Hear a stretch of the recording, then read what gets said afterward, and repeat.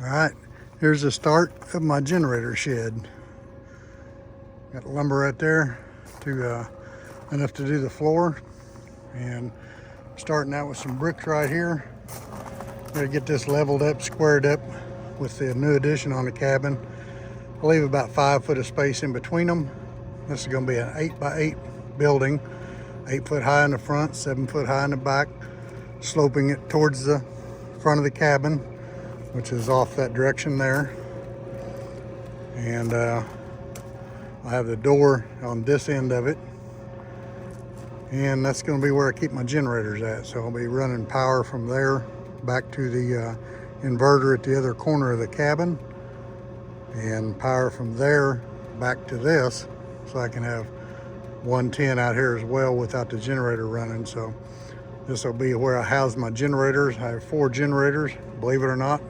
In Alaska, you need 4. I've had 3 and had none that would start at one point. So anyway, that's where we're at, and I'll try to keep doing some video on this if I don't forget. Okay, here's where I struggle getting started, because I am not a carpenter, as I've mentioned before. I'm a do-it-yourselfer. There's a big difference between a carpenter and a do-it-yourselfer. Do-it-yourselfers, we just kind of figure out how to do it. And that's what I'm trying to do, is figure out how to do it. So when I'm starting a project like this, one of my biggest issues is how do I get it square to start with? When you're starting from nothing, how do you get it square to start with? And that I really struggle with.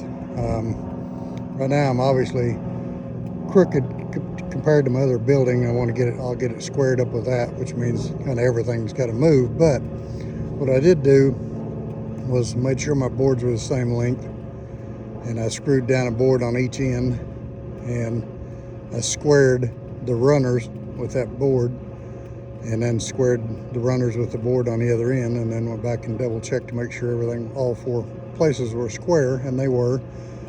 So then I went back and put a second screw in each board to keep it from racking. So to find out, square, I measured corner to corner like you should to get that. So I know I'm square, and believe it or not, I'm actually pretty level right there. Not perfect, but I know I have to move all the bricks around anyway. But you can see it's not horrible for a start. I know the back end has to move towards the cabin. I want to have about 5 foot left in between them. This is actual size of the building right here. This is going to be 8 foot by 8 foot. So this is actually the actual size. Those are 8 foot boards, and those are 8 foot runners. So that right there is the size that the building's going to be.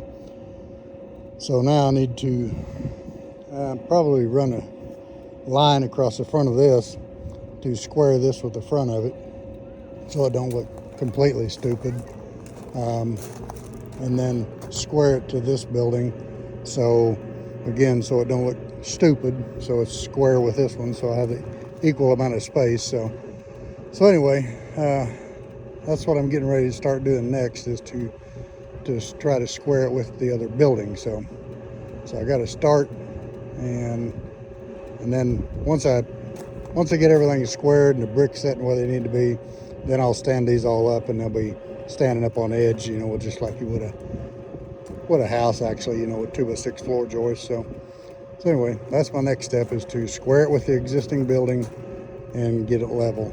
And once I have that done, then I'll start actually building the floor. All right, I'm happy to report it is now straight with the front of this other building, and it's square with the other building.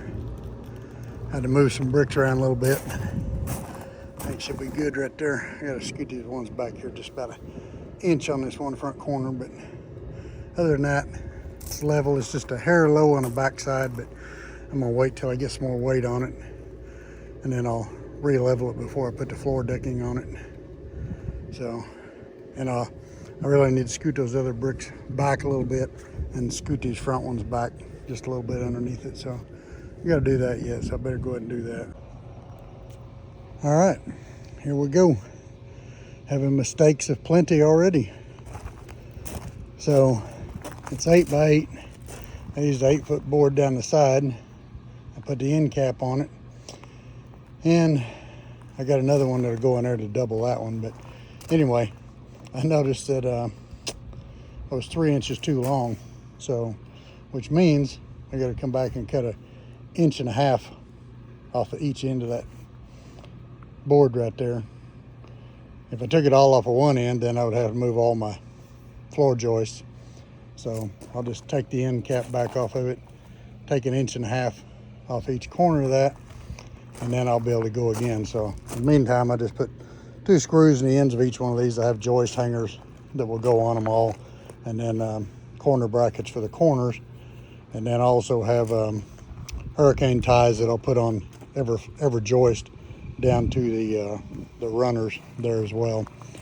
So that's all I'm going to do today. That kind of discouraged me there. So anyway, not a huge deal. Just got to take the end caps off of it, cut 1.5 inches off each end, and then I'll be ready to. My main runners down there, they're already square with each other, so they're where they need to be. And then the board I screwed down on top of it, I'll just take that off of it. Then I'll square my floor up on top of the runners, and once I do that, then I'll be ready to start anchoring it to that. But in the meantime, like I said, just put 2 screws in the end of them because I figured I wouldn't get too far without making some kind of mistake. But anyway, that's a do-it-yourselfer for you. That's an amateur mistake. So it'll be easy to correct it. Well, we made a little bit of progress. So this evening when I got done, as I doubled this board here across each end, I got all the joist hangers on it, on all of them. I also got hurricane straps. You can see them right there. Those are on every board as well, tying it to the runners. And as you can see, I got the double board on this end, nailed and screwed all across the front. So here you can see the hurricane ties a little bit better, and you can see the joist hangers as well. So at this point, I do believe that I'm ready to throw the plywood floor on it. So, and for that, I'm using 1 1/8 tongue and groove plywood. So it'll be a pretty heavy duty floor. The floor joists there are 2x6s on 16-inch centers. So doubled up on the ends. So I think it's going to be pretty adequate just for a generator shed. Okay, so now I forgot to video a step or two here, but anyway, I'll show you up underneath here. I don't know if you can see it or not, but got the reflectix on. So I'm gonna do that on the walls and everything too, on the roof. So anyway, that's 1 1/8 tongue and groove plywood. That'll make a good floor. And right now I'm saturating it with Thompson's water seal because it's supposed to rain tomorrow, and that's all the material I got. So next step will be walls. So my next step will be to go in and pick up a boatload of 2x4s, and then I'll frame all my walls and doorway, and then I'll get my sheeting and do that. I just didn't want to drag it all out here at once and have to keep covering it up, uncover it, and so on and so forth. So anyway, I do think I'm gonna put me some of them little windows in here like I put in the outhouse here that you can see on the side right. Where am I at there? Right there. So I think I'm gonna put some of them in here too, but I also have a window over there that I'm gonna put in here as well. So anyway, get all the hurricane ties on, everything on the floor and all that. So get her all doped up here and ready for some rain tomorrow. And then I'll be doing walls next. Well, it quit raining today, finally, after I drove down and got some lumber.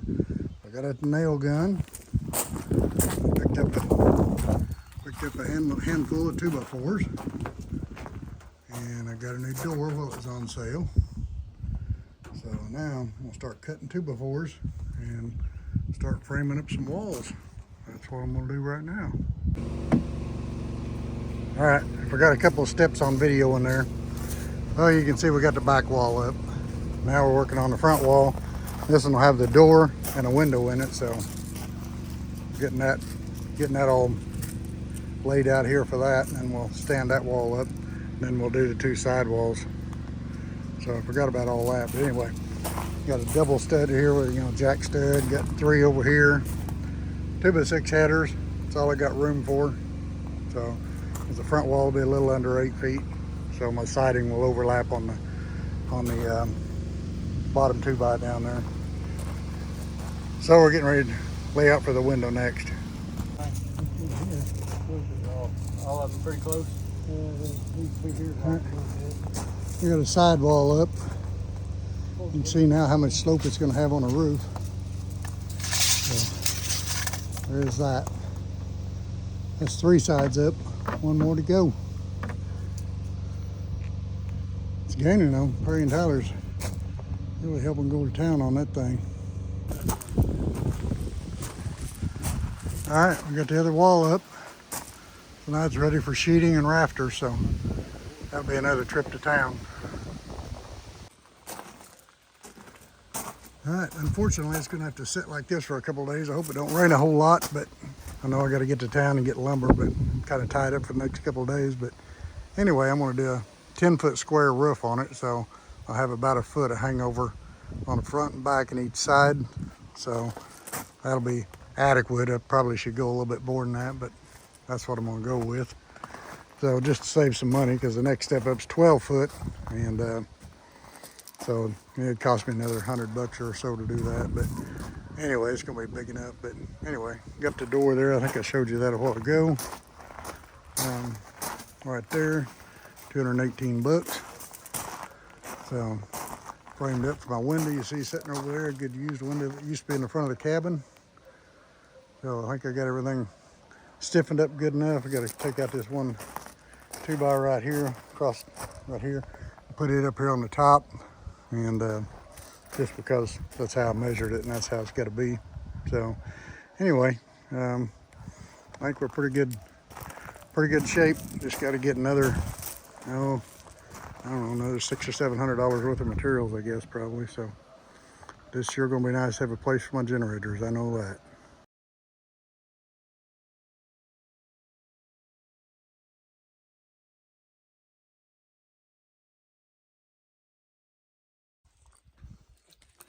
All right, well, today we're going to work on the shed again. Went to the lumber yard yesterday. Got the plywood for the sides, OSB for the roof decking, 2x6s for the rafters. So we're going to be ready to start on that again. So hopefully we can get the, I'd like to at least get the roof on it and the paper, or the, not the paper, but the fabric on before the metal goes on. I don't have the metal yet, and I'll be busy the next couple of days, so I'd like to at least be able to get it where it's going to be, my floor is going to be dry. That's the main thing I'm after right now. So anyway, maybe I can get the door and window in too. We'll see.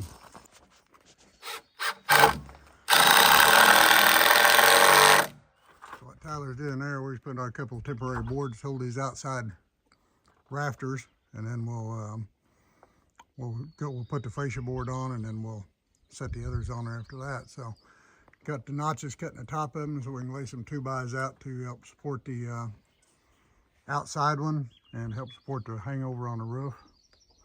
So we got all the other rafters cut and putting them on now. All right, got most of the rafters on. We still got the outside ones to get, whatever they call them. So Fly rafters. Fly rafters, yeah, that's what they call them. So what we did here was put these brackets on. We didn't notch the rafters to set down in there like you probably should do, but it's not way off. It's only like a 10-degree angle right there, so it'll be just fine. It's just a shed anyway, so, and it's only an 8-foot span, so it's not like it's a house or anything. So I think it'll be fine. The top of them is notched. We'll be laying some 2x in them to hold the fly rafters. So.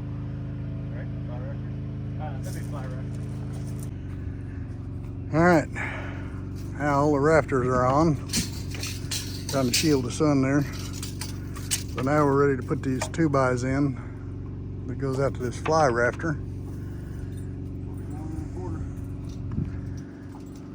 41 1/4, Tyler says. I'm gonna go cut some boards.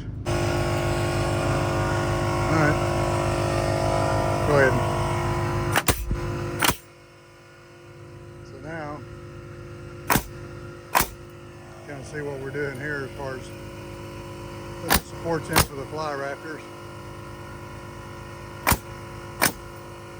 That kind of ties everything together a lot better. So I guess now I probably need to put blocking in between them other two. Get some blocking in there, and then we're going to put the blocking in the front and the back to close that up. And then it'll be ready for some roofing material. That's looking like a shed, looking like a roof. It's kind of how that was the plan all along anyway. All right, next step is we got all the blocking in, all the way across the back, all the way across the front. Got to put a couple more blocks in between the couple of center rafters there. That'll be it on the block, and it'll be ready for decking. Well, started putting a synthetic underlayment on there. Thought I had plenty. Turns out I was a little bit short. So put on what we had. I made another trip to town, get some more of that. Get that on there, but that ought to keep the water out of it for a few days. I'll get the siding on it, and then I'll get metal for it next, but probably another week or so before I get that done. But anyway, that should take care of the roof. I don't know if I showed it a while ago, I probably didn't. But we got the reflectix underneath the roof, so we'll have a vapor barrier between the roof and the inside. We'll also put that stuff on the outside walls too, so that's also on the floor. So anyway, it's looking pretty darn good. Perry and Tyler's helping a ton. All right, well, I kind of got behind on my videoing, so we kind of got the plywood on, kind of got the doorway cut, we kind of got the window hole cut and got the window in, so missed a little bit there. Got all the plywood on this side.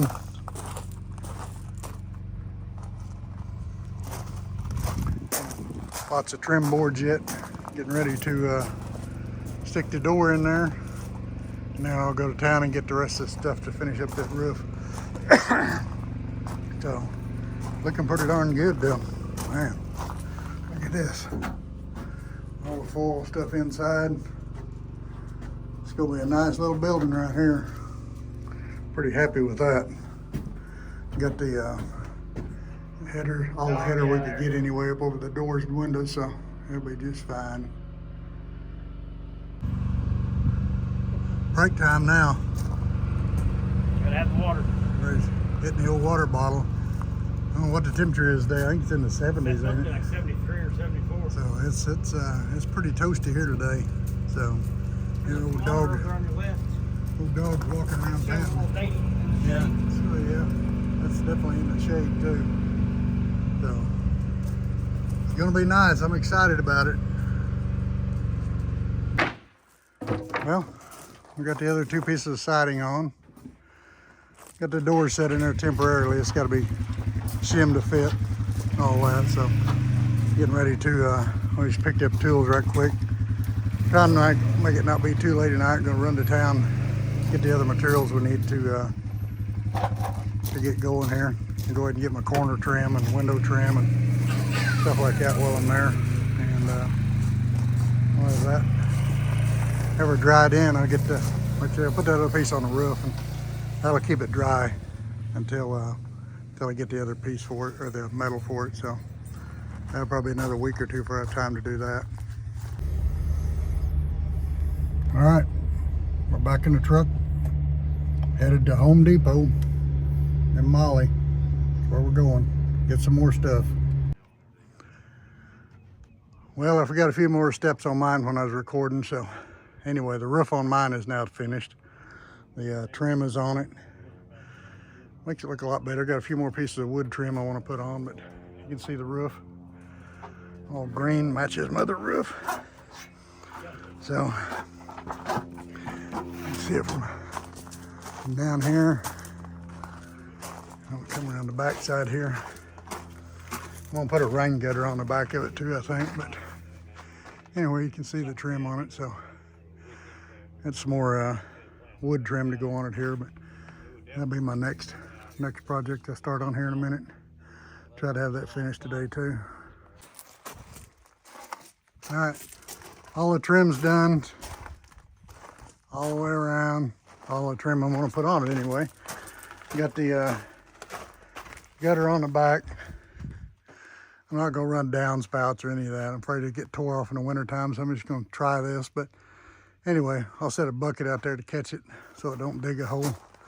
But it was definitely splashing up on the back of the building, so I gotta do something. So anyway, but it is all trimmed out. Door's all fixed, everything but the door handle, which I got coming, but got the step in front of the door, all that. So this is done as it gets until I paint it. So this will probably conclude the video on the 8x8 shed build, and then we'll show the one on Tyler's 8x12 build. Then we're going to start on another 8x12, then an 8x8.